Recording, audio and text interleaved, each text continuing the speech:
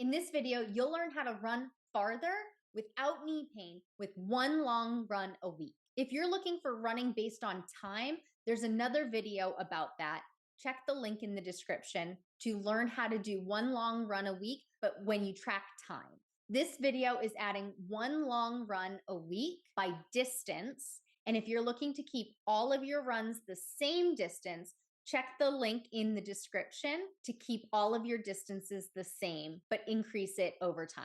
This video is for the runners who track by distance and want one long run a week. There's a big key in adding distance, running farther without creating knee pain. And you'll learn how to do that in this video. To do this, first you need to know a few things.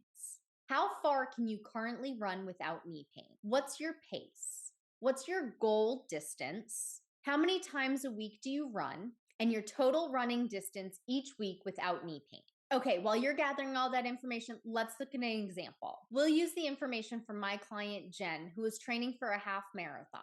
Before we started working together, Jen was running sporadically, about 4 miles every time she ran. But she knew in order to be motivated and really have everything planned out, she knew that signing up for a race would really help her. So she signed up for a half marathon and she found a plan on Google. She started off great, running 4 days a week. She had 1 cross training day, 2 rest days, and she did strength 2 days after her shorter runs. Everything was going great for a few weeks, and then she got a cold and she could barely breathe for 2 weeks. The way it panned out, she missed a couple of runs that would have been her long run Sundays. She didn't want to get off course, so she continued the way the plan was laid out and just skipped those weeks she missed completely. Boy, did that first week back suck. She could barely finish her long run, and her knees were screaming at her. She went home and foam rolled the heck out of her IT bands, and she made sure to do that all week. By Thursday, her knees still weren't any better.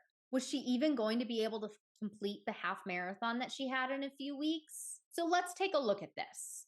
Jen missed 2 weeks of training. So let's call those weeks 5 and 6 in a standard 12-week plan.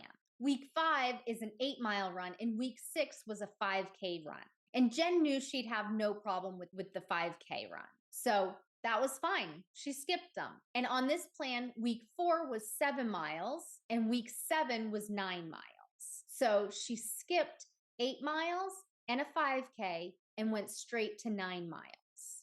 And it's not that Jen's knees couldn't take the distance that she wanted to run for the half marathon in a few weeks. It's that she jumped from one distance to another too soon. See, our knees can take the pounding of the pavement, but they want to increase the distance. They want to add more gradually over time, by 10% to be exact. That's the 10% rule. The 10% rule means that you run no more than 10% more in distance or time each week.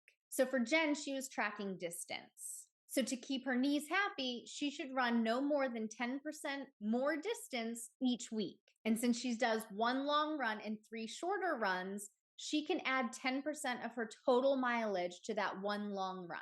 So let's use her info to see what the 10% rule looks like for Jen, so that you know how to use it for you. So Jen could run 7 miles without knee pain. That was the last week of training before she got her cold. Her pace is a 9.5 minute per mile. Her goal distance is 13.1 miles or a half marathon. She runs 4 days a week. Her weekly mileage without knee pain was 16 miles.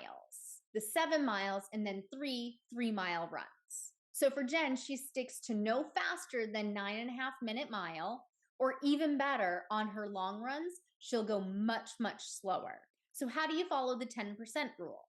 So for this example, we're going to look at the 10% rule based on weekly mileage because Jen wants to do 1 long run a week. So Jen's total weekly mileage without knee pain is 16 miles. So we take 16 times that by 0.1 or 10%, and we get 1.6 miles. Jen wants 1 long run a week, so we'll add 1.6 miles to her last long run, and we'll keep the other 3 runs at 3 miles. So her new long run is 7 plus 1.6 miles.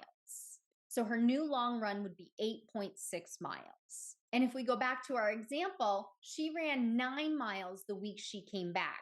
9 miles is more than 8.6 miles, so that does not follow the 10% rule. And that's why Jen's knees hurt. And even when Jen started working with me, she was a little nervous. So she actually stayed lower than the 8.6 miles that she could do, which is fine because the 10% rule says that you just can't do more than that. You can always do less. So there you have it. The key to running farther, adding distance to your long runs, is follow the 10% rule. If you want a quick way to check to see if your long runs follow the 10% rule, I made a quick Google Sheet so that you don't have to do the math.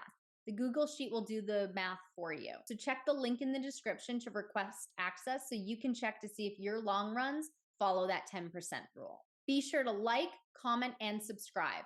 Hit that bell so you're notified every time a new video comes out so you can run without knee pain.